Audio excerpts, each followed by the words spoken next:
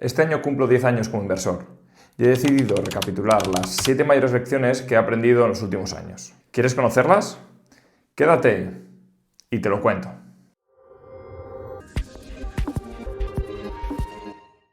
La primera lección es que no debes obsesionarte con tu cartera.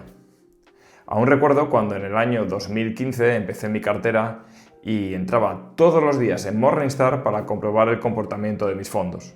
Porque esta web tenía una herramienta que te permitía conocer al detalle qué había hecho tus fondos cada día. Si había subido, si había bajado, cuál era su valoración actual, etc. Hacía esto un día tras otro. Pero esto, como puedes pensar, es una receta para el fracaso. Porque estar obsesionado con tu cartera lo único que te va a hacer es replantearte su composición cada vez que vengan días malos o cuando alguno de los fondos pues tenga varias semanas en las cuales no funciona bien. Entonces lo que decidí fue ir a una solución mucho más sencilla. Me creé mi propia hoja Excel que tenía unos pocos datos. Simplemente la rentabilidad acumulada, la rentabilidad anualizada, las aportaciones que había realizado y cuál era el valor actual. Con esos 4 datos tenía todo lo que necesitaba saber y me eliminaba todo el ruido del día a día. Así que, si tú estás empezando, no te obsesiones con la cartera, créala y déjala que trabaje poco a poco. La segunda lección que te dejo de estos 10 años es que debes estar abierto a cambiar tu cartera. Yo cuando empecé en 2015 había diseñado 2 carteras. Por un lado tenía una cartera permanente cuyo objetivo era rentabilizar mis ahorros sin ningún otro objetivo.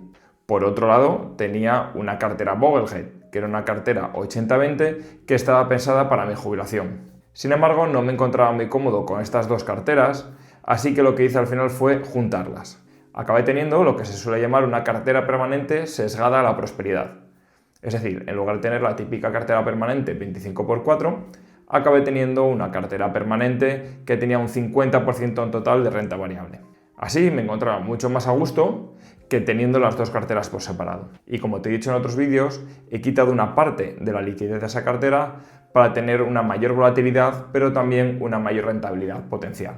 En resumen, que las carteras no están talladas a piedra.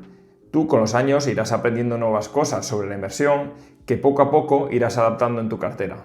Eso sí, lo que no debes hacer es dejarte llevar por modas y estar un día sí y otro también cambiando su composición para comprar la última empresa tecnológica o el último activo de moda. La tercera lección de estos 10 años es que las crisis no es lo mismo leerlas que vivirlas. Cuando empiezas a leer sobre inversión, ves números de cuáles fueron las caídas en tiempos de crisis. Por ejemplo, en el 2008 las carteras de renta variable cayeron un 50%. Y esto te puede parecer mucho, pero te aseguro que no es lo mismo que vivirlo. Por 2 razones. La primera, porque estas crisis no sabes cuándo van a venir. Y cuando llegan, verás los telediarios, todas las noticias, hablando de estas grandes caídas bursátiles. Y segundo, porque no sabes cuánto van a durar. Mirando hacia atrás, podrás ver que la crisis del 2008 duró 1 año y medio, o por ejemplo que en la caída del COVID a los pocos meses ya se habían recuperado. Un claro ejemplo de esto es que durante muchos años que fui muy activo en Twitter, veías a gente hablar de que la renta variable a largo plazo siempre subía, tenían carteras básicamente formadas por ETFs de renta variable, habían aprendido la lección de John Bogle de invertir en fondos indexados de bajo coste, pero habían ignorado completamente la parte de la diversificación. ¿Qué pasó? Que llegó la crisis del COVID y muchas de esas personas que estaban hablando de que a largo plazo la bolsa sube, pues ya estaban diciendo que que igual había que recapitular, que había que pensar en vender, esconderse y esperar a que la marea bajase.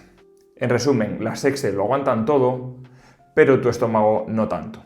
La cuarta lección que te quiero dejar es que no inviertas en aquello que no entiendes. Esto es algo que hice yo mismo en el año 2017 durante una de las burbujas que hubo en las criptomonedas. Por esos años, Bitcoin estaba subiendo sin parar y se encontraba cerca de tocar los $20.000. Yo leí un par de artículos sobre Bitcoin, Ethereum y me tiré a la piscina.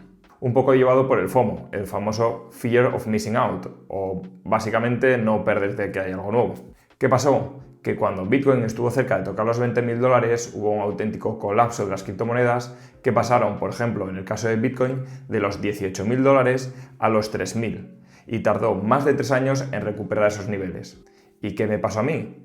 Pues que entré en pánico como el resto del mercado por haber entrado en algo que no conocía y vendí todo lo que tenía en pérdidas. Moraleja, antes de invertir debes entender muy bien en qué estás entrando. Si inviertes en fondos indexados, si inviertes en renta variable, si inviertes en renta fija, si inviertes en criptomonedas. Por detrás debes tener una tesis de inversión y un plan que seguir. De lo contrario, serás una víctima más del mercado y huirás cuando todo caiga. La quinta lección que te quiero dejar son 3 palabras. Esto también pasará. Pero para ello te voy a contar una historia. Hace muchos años, en un reino muy lejano, había un rey. Y este rey pidió al orfebre del reino que le creara un anillo en el cual tuviese un pequeño diamante encima. Pero había una condición. Este diamante se tenía que quitar y dentro tenía que caber un pequeño papel que le sirviese como inspiración para cuando viniesen los tiempos difíciles.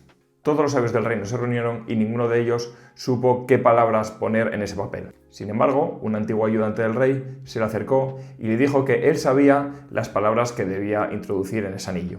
No se las dijo y el rey se fió.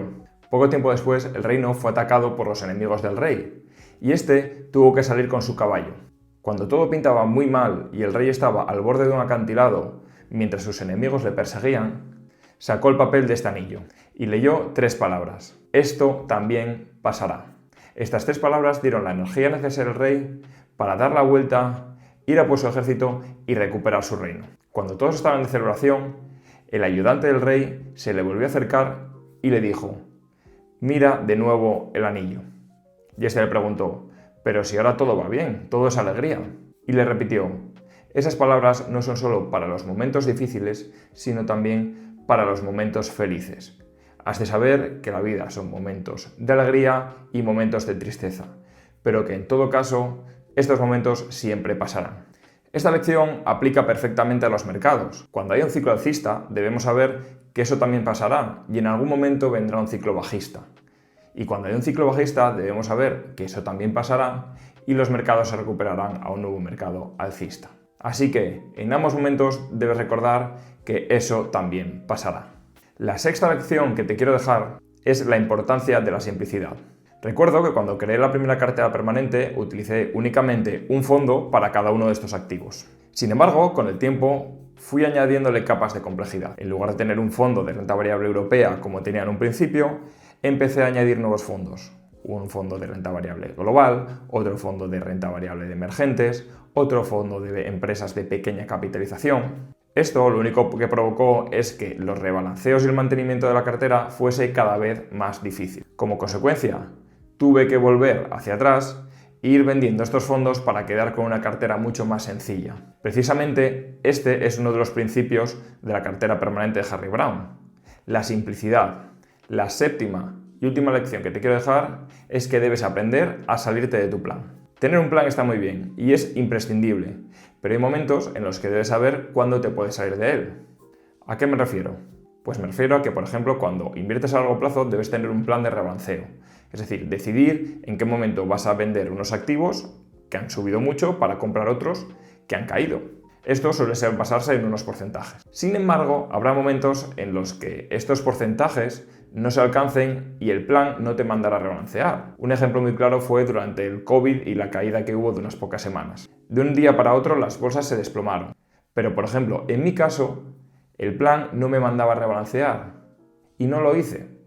Lo cual fue un error porque en ese momento la bolsa estaba a unos precios de ganga. ¿Qué ha pasado ahora con la crisis de los aranceles de abril? Pues algo parecido. Pero en este caso aprendí de mi error.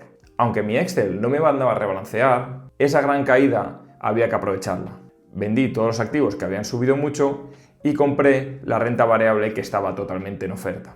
¿Esto significa que debas salirte del plan siempre? En absoluto. El plan debe tener unos principios y tus bandas de rebalanceo es uno de esos principios. Pero los principios se pueden romper de forma excepcional. Y en este caso, una gran caída en bolsa puede ser un momento para no seguir ese principio y aprovechar esas caídas. Como dijo una vez Dwight Eisenhower, los planes son inútiles, pero la planificación es imprescindible. Y estas son las 7 lecciones de mis 10 años como inversor. Espero que te hayan gustado y puedes dejar en tus comentarios cuál es tu favorita. Nos vemos en el próximo vídeo.